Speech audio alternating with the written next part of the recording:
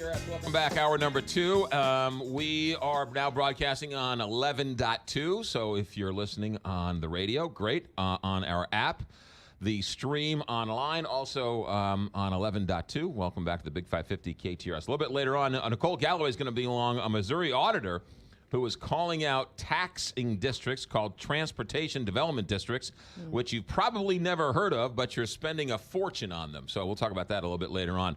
This hour, earlier, yesterday, there was an open letter that was sent by 7 prominent Republicans urging the Attorney General of the state of Missouri, Josh Hawley, to throw his hat into the ring for a United States Senate race in 2018. That is when Claire McCaskill's seat is up. She has yet to officially announce she's running, but a lot of jockeying going on behind the scenes, and this open letter caused quite a bit of stir. 7 prominent Republicans, one of them was Jane Cunningham, and she joins us now. Good morning, Jane Cunningham. Welcome to Big 550 KTRS. Good morning, McGraw. Good to be with you. So give us the backstory. What was the reason for this letter? The reason for this letter is Josh Hawley is absolutely an exceptional public servant and an exceptional candidate, and we feel like he is the best one to represent the Republican Party and go into the U.S. Senate. We believe he can beat Claire McCaskill if she runs. That's a big question, right? I mean, that's still sort of not official, right? It's not official, but, you know, as a person who's run in a lot of campaigns, certainly not one this big, I think I would almost retire after her long career in that if I had to face Josh Hawley. Oh, so you're saying, well, we'll get to that in a second. What's the reaction been from the letter? Because you sent it to everybody, right? It wasn't directed to him. It was sort of an open letter to anybody who wants to read it.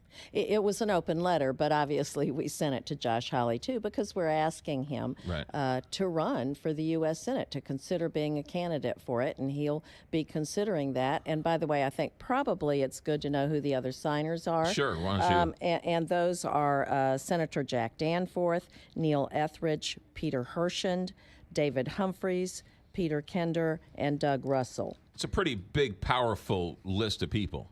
Well, and it's people that represent different geographic areas in the state. It's not just one area. So we sent that to him, and the reaction has been really quite strong. And we gave a heads up to GOP leaders and office holders. We didn't want them to hear this from McGraw-Millhaven, and then all of a sudden they didn't know what you were even talking about. Who's that joker on the radio talking about? No, I understand that. No, all right. But the reaction once it hit, because let's face it, Ann Wagner's out there. She's a prominent person, rumored to be eyeing this seat, rumored to be raising money.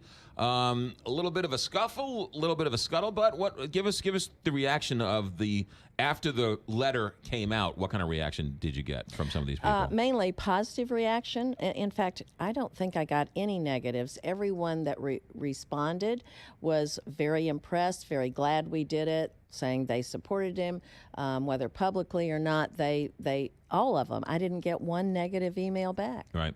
Josh Hawley, a little bit of an unknown, a young up-and-comer, just won Attorney General. He was in that sort of vicious primary where Kurt Schaefer, we were talking about this off the air, Kurt Schaefer how do you even, floated the idea that he was representing terrorists, which was not accurate at all, and Josh Hawley sort of stood up and fought back some of that bad press. But a bit of an unknown, but the people who know him really like him. Very much. I wouldn't say unknown at this point. He was an absolutely political newcomer when he ran in the 2016 race. And he got more votes than any other statewide candidate throughout Missouri, including President Trump. So he went from a total newcomer, a political unknown, to a remarkable degree of popularity among a really broad base of voters.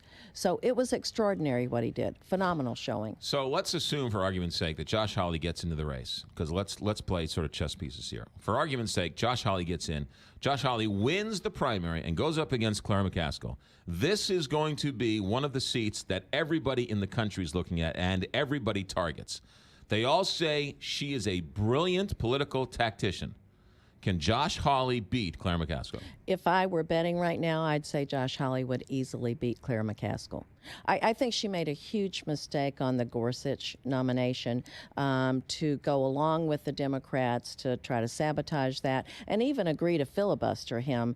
That doesn't play in Missouri. And she paints herself as a moderate, but that's not moderate. That's really left and mean-spirited. 9:15 on April 11th, McGraw Millhaven agreeing wholeheartedly with Jane Cunningham. I agree completely because she had a chance to look like a statesman there. She did. I really thought politically she would not make such a stupid decision. Yeah, no, I agree because it was sort of like you can't fight the war on every front. You have to pick your battles. Neil Gorsuch, from all accounts, was a